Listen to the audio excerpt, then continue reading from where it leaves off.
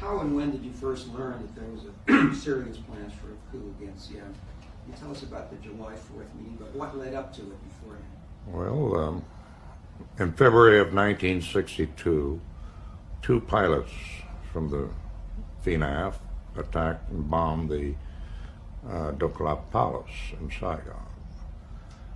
At that point, the officials of the United States government did not know how deep this dissension was.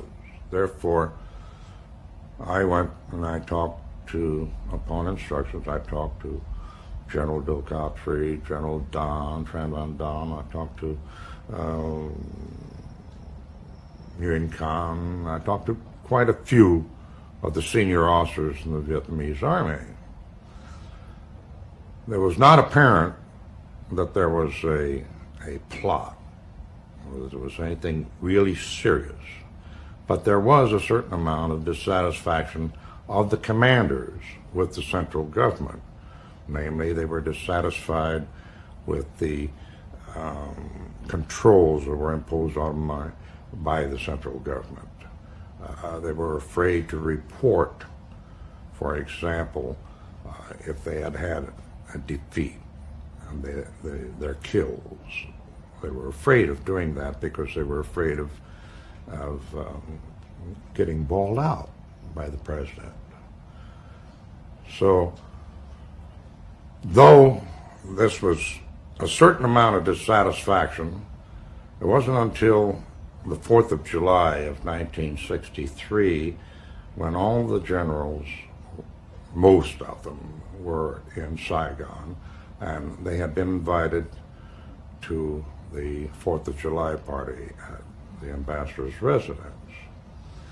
I received word that they were going to be at a nightclub and downstairs from the Caravel Hotel, and I was asked to be present, which I went, and there they were, all of them, and I talked specifically to General Don, and I talked to other generals, and then this is the first indication that I had that there was really something serious going on, that there was actually a coup, so to speak, being thought of by the senior officers of the Vietnamese army.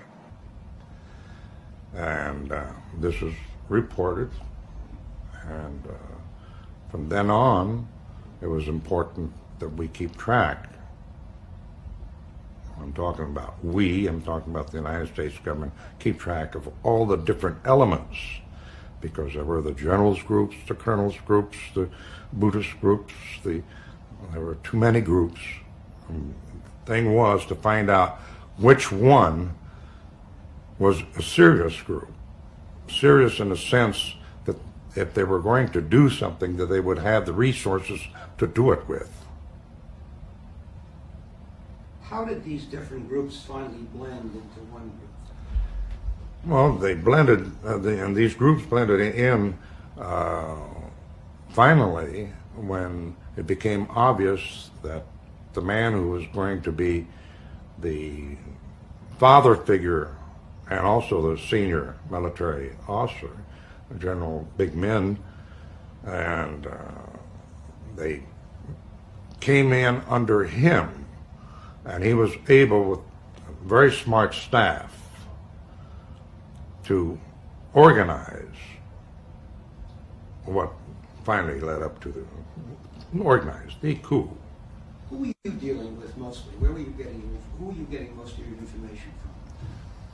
Well, most of my liaison was with General Tran Van Dam, and of course I had other liaison with General Nguyen Khan, and in addition to that, I was getting information from my friend, long-standing General Doklam.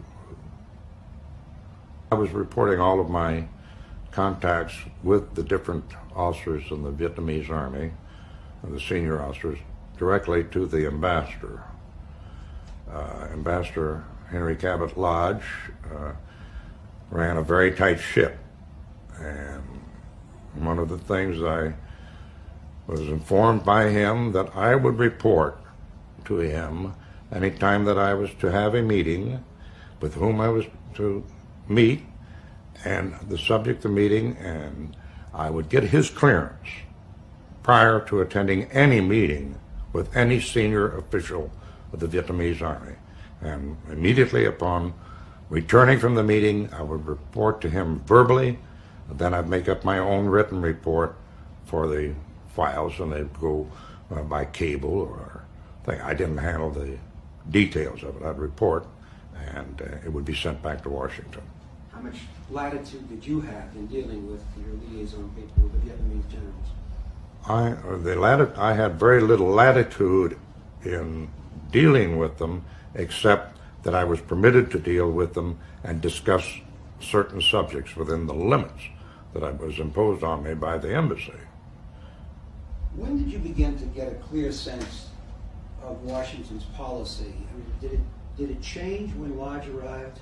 It changed right after. I don't recall the date. The policy of Washington changed.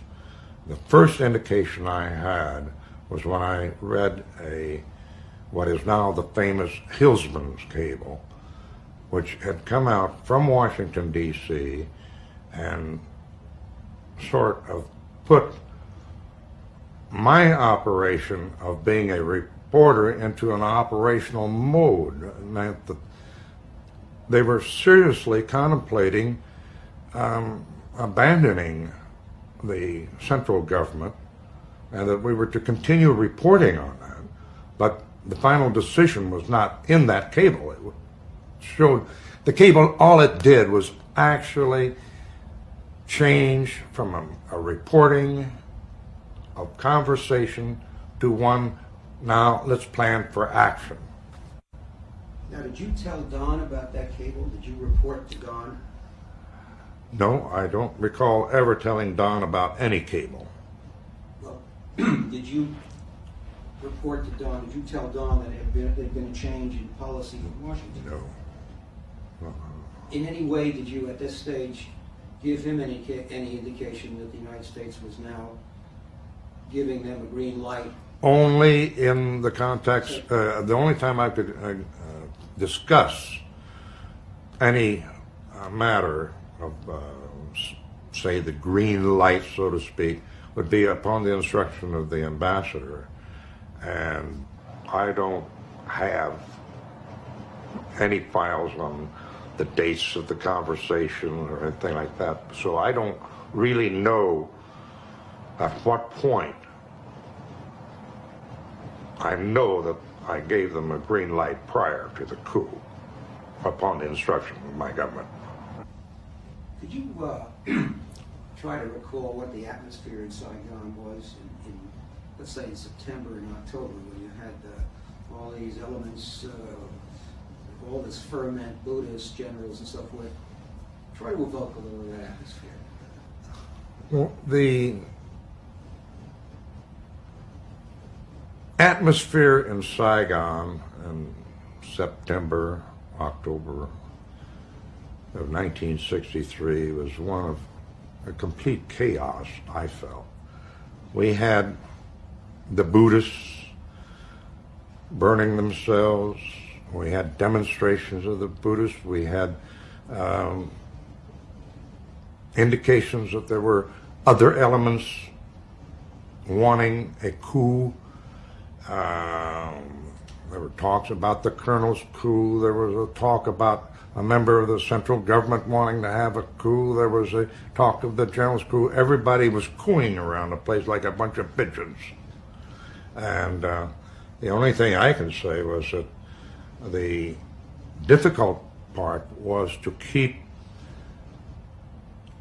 the reporting channels open on any element that was planning a coup, or any dissident groups, such as actually like the Buddhists were in dissidence to the government and actively in dissidence, and also to, what should I say, we were still represented to the central government. So it was a very difficult job. But the attitude within the American community was the one that was probably the most perplexing, because there was a pro-coup group, there was an anti-coup group, and there was some conflict. In the U.S. community, there was also a division. There were elements within MACV, USAID, USIS, and in the embassy who were pro-coup. There was another element of individuals who were anti-coup. This was caused mainly because of the actions taken by the central government against the Buddhists. And the individuals that were anti-coup were some of the most prominent representatives of the United States government in Saigon. And also, some of the more prominent members of the United States government were pro-coup. Did you get any sense during that period of, did you ever see Ngo Dinh Diem? Did you get any sense of what was going on in the government? Madame Ngo Diem, did you get a feeling that these people were losing their cool or going nuts? During this period, I met with Ngo Dinh Diem at the palace one afternoon, I believe in about 3 or 4 hours. I say when I met with Ngo Dinh Diem that he did all the talking and I did all the listening. And I had a feeling that he was there to trying to convince me that everything was under control. Why me, I do not know. But I'm sure that he knew from his secret police reports that I had been meeting with the generals, and it was obvious that I've been doing a lot of traveling, and I think that the reason that he talked to me was trying to convince me that everything was all right. And I regret that I didn't take a tape recorder for a 4-hour dissertation on what the government was doing and how well it was doing, and about the Republican Guards, and how they were fighting the communists. I regret I didn't have a conversation of that, because it would be a very good report to have. What was his mood like? Just a moment. The mood of Ngo Dinh Diem is hard to describe. He's a very intelligent, very articulate individual. He spoke beautiful French, and my impression at the time was, I wonder if he really knows what's going on around him. I felt personally that the government had isolated themselves. The important person of the government, of course, was Ngo Dinh Diem. Ngo was only the political advisor to his brother. And I had previously traveled with Ngo Dinh Diem around the country, and it was not the first time I'd ever seen him. This was the last time I saw him alive. Did you ever fear for your own life during this period when you were reporting and talking to the generals? I only, on 2 or 3 occasions, I feel that my life might be in jeopardy, especially when I would have the secret police parked out in front of my house, and or sit down behind a tree down the street from me, and when I would drive to the embassy, have somebody follow me, I knew that they were on to me. What extent, I do not know. I mean, if they had done something to you, It would have been a VC incident, and I would have been another statistic. could you repeat that if they had done something? If they'd have done anything to me, it would have been a VC incident, and I would have been another statistic. Could you tell me about some of the meetings that you had with Don?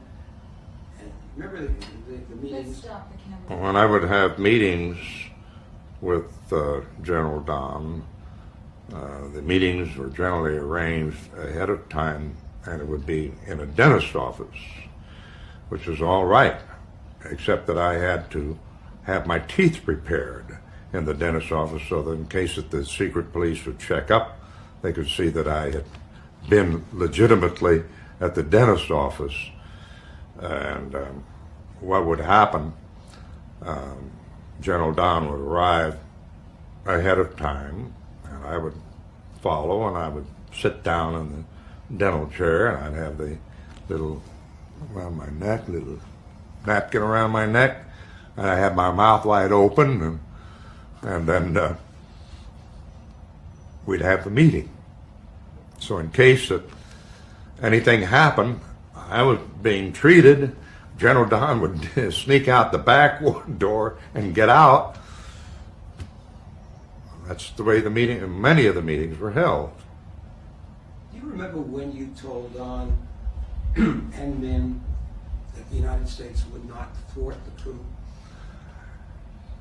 Yes, it was in You have to start in something. when I first told the generals, upon instruction from the ambassador, that the United States government, would not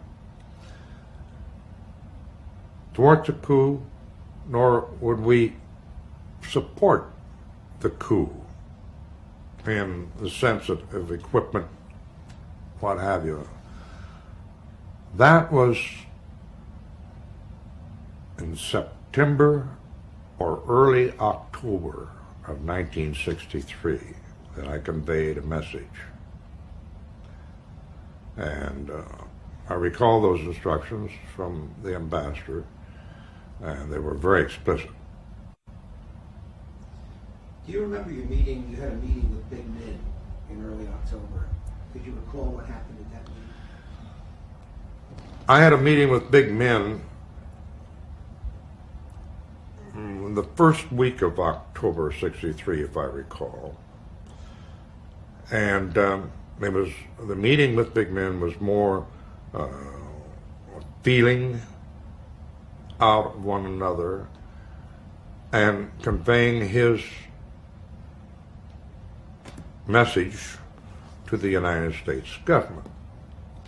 His message was that he did not want any U.S. participation in the coup that they were going to have. He wanted early recognition of the U.S. government, of the new government, once the coup was. He also spoke about the options that were left open to him as it pertained to Diem. One of the options was that they would be able to allow Diem to go into exile. The other one was that they would have to kill Diem.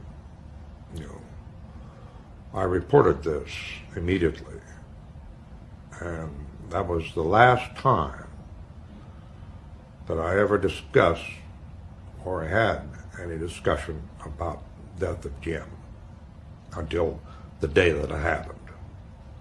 There was no communication from the United States to Big Min objecting to any plans and option to kill Diem. Yes, there was an immediate objection. Could you repeat There was an objection. Once that I reported the conversation I had with Big Ben about the possibility that one of their options was to eliminate Diem and New, there was an objection came in immediately from Washington, D.C. when this was reported. And this was conveyed to the generals. And I don't recall if this time I went to General Kiem or if it was through General Don that I conveyed the message to big men. But I had very definite instructions about that. What was their response? At that time, they were not thinking specifically of the details of eliminating Diem. They were looking at different options. And when they came about to come up to a decision in the latter part of October of 1963, the commanding general of MACV informed General Don about the coup, or that the United States government would not support a coup. After this, I had an emergency meeting with General Don, and the first reaction of the general was that somebody had leaked the information that had been passed to me through other channels. There was no such thing as leaking because the commanding general of MACV, a member of the country team, was also a member of the intergroup with the ambassador, would be privy to all of this type of information. There was no no intention of denying the senior officials who had to make decisions any information. But the generals considered this as possibly a security breach. And it was at this time that I received definite instruction from Ambassador Lodge to inform the generals that we would not thwart the coup. Did they tell you the date that they were planning the coup? The generals never specifically said what date that the coup was going to come on. But what they did do was to tell me that I was not to leave Saigon for a certain period of time. Also, that I was to inform Ambassador Lodge that he was not to leave during this period of time. What was funny about all this was that Ambassador Lodge had been called back to the United States for consultation with the President of the United States, and he was scheduled to leave. When I informed the generals that he was scheduled to leave, they said, "Oh, well, then he better not stay. Maybe he better go, because if President Diem knows he's supposed to leave to talk to the president, and he stays, maybe they will know that something is wrong." When Don got worried about what Harkins had told him, did you sense that there was any notion in his head and the head of the generals that they might cancel the coup if they felt that the United States was not supporting it? And could you mention General Harkin's name in your answer? I didn't mention General Harkin's name. Okay. Let's go on with this. The Commander General of the U.S. MACV,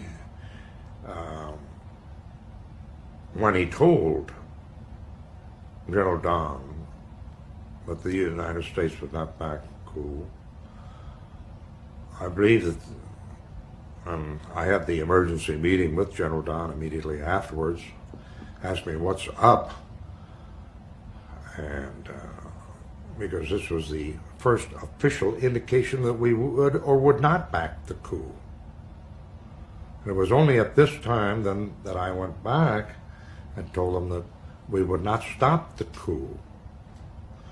And then, and that's when, at another meeting prior to the coup, they told me that I would not to leave town. But did you sense in dawn that they might have canceled the coup if they got word that the United States was not supporting it? I had no indication of that because the attitude of General Big Min was very simple. He didn't want any U.S. participation in their coup. He wanted nothing to do with the Americans until after the coup was successful, and then he wanted recognition by the United States government. Let's go on to the to the actual story of the coup, the day of November 1st and 2nd. Could you try to think of just describe 2 or 3 highlights of your experience? For example, how did you know the coup was about to take place, or did they call you after it already started?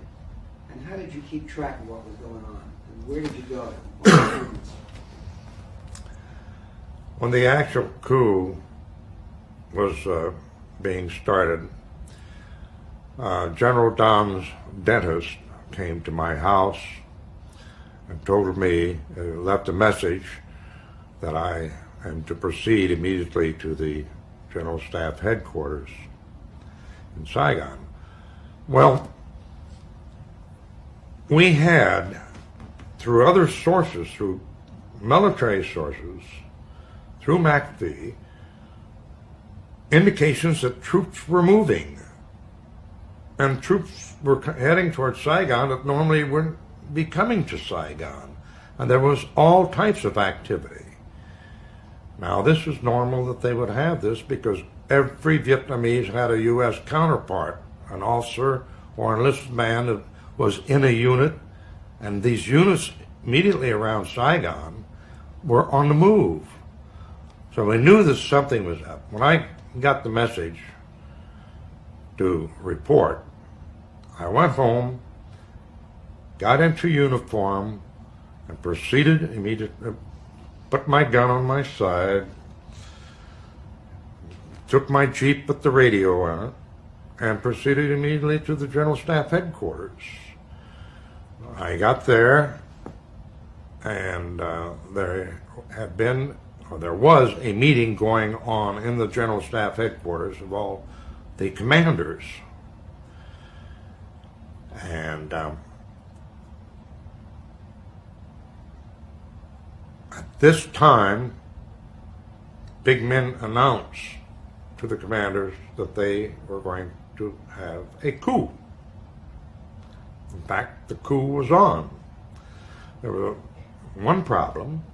We had a very important visitor who had just called on Ngô Đình Diệm that morning, and he was out the airport while the coup was in progress, and everybody was trying to get him to leave before they had to close the airport down. And the admiral left and went to Hong Kong, and on the way, everybody heaved a big sigh of relief, especially General Don, who had to escort him out to the airport. And the coup was on. Immediately that the coup was on, I had 2 types of communication. I had radio communication. I also had telephonic communication to the embassy. When they had cut the telephone lines in the PTT, which is their AT&T, Mobile of Saigon, they left the embassy line open. They also left a line open to the palace, lines open to the general's quarters, and also to my quarters, so I could call my house to see that everything was all right. At that time, my family was at home, and an F-18 was of the special forces is around the house guarding it.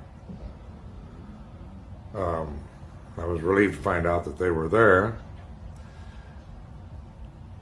And the first thing that happened, Big Min comes over to me and he says, "Lou, if we fail in this coup, you're coming with us." And I said, "Where are we going?" And he said, "We're going to the Bruce." Bruce means we're going out into the hills. And I didn't like that one very much, but I was committed. I couldn't get away, and I was there with them. Was there any time during the whole coup that they asked you for advice in any way? No, the advice that they would ask would be more in a political sense. Now, we're going to call in all the former ministers, and we're going to send for the vice president. We want a civilian form of government. When do you think you're going to recognize us? Me, representing the United States. When do you think the United States is going to recognize us?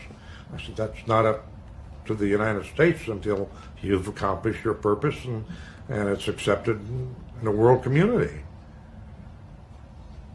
Wait a second. Ready? Go ahead. When Ambassador Lodge arrived in the third week of August of 1963, it was at that point that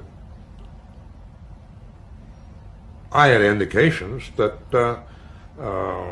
he was in charge and that there would be continued liaison under his control with the general to find out their plans, their dates of the coup, and their intentions.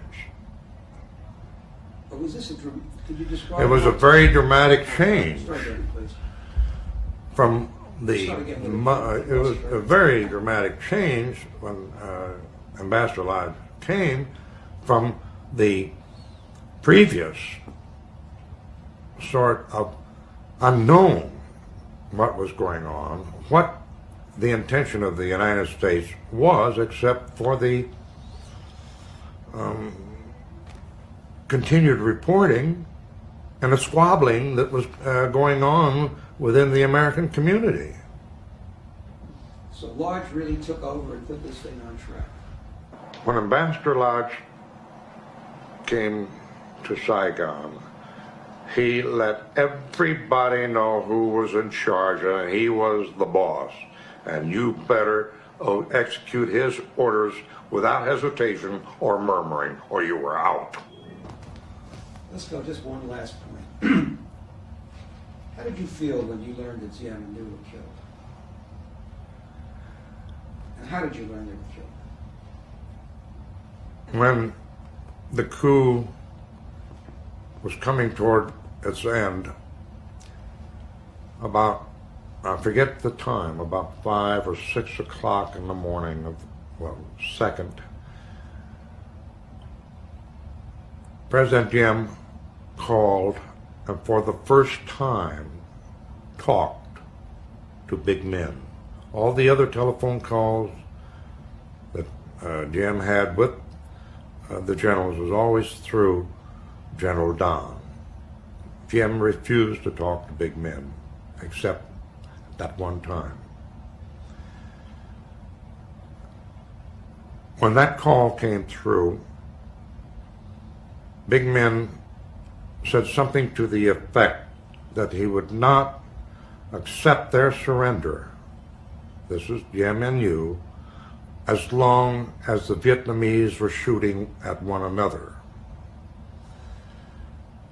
Therefore, Diem said that there would be a ceasefire around 7 o'clock in the morning. This was the complete indication that the generals had won Saigon. At that point, all the generals and a few hanger-ons, all of a sudden people started coming out of the woodwork I hadn't seen before, and went out on the patio, large patio at the Joint General Staff headquarters, and there Big Men was receiving congratulations. In fact, I think they promoted a couple people right on the spot from colonels to brigadier generals. I don't know, the stars were flying around and majors were becoming lieutenant colonels, and colonels were becoming generals, and generals were getting another star. And we were under the impression at that moment that Diem was still at the palace. Big Men asked me, how long would it take for me to get an aircraft to Saigon? First of all, he wanted to use a U.S. aircraft, not a Vietnamese aircraft. Now, this was not in the book. This shows direct support. So I called the embassy, and I asked the embassy, told them that Diem was going to surrender, that it was over with. There's still some sporadic firing. Some units hadn't gotten the word, but for all intents and purposes, over with. When and how could I get a U.S. aircraft? I was advised by the embassy that the United States would desire that Diem accept the first exile of the first nation that was going to grant it, whether it's the Philippines or Japan or France, or therefore they wanted, it would take 24 hours to get a proper aircraft from Okinawa to Saigon that could overfly any of the other countries. For example, if they were going to fly from Saigon to Paris, that the aircraft would not land, say, in Karachi, in Rome, so that he would stop in some country and ask a second political asylum. They wanted him to be flown directly to the first nation that granted it. If it had been, for example, the Philippines, it would have been very simple. We would not have had to have had a special aircraft. At this time, Big Men asked for his sedan and escort of two MP jeeps, Vietnamese MPs, and he took off the back way toward the palace. And 4 or 6 armored cars were dispatched to the palace itself.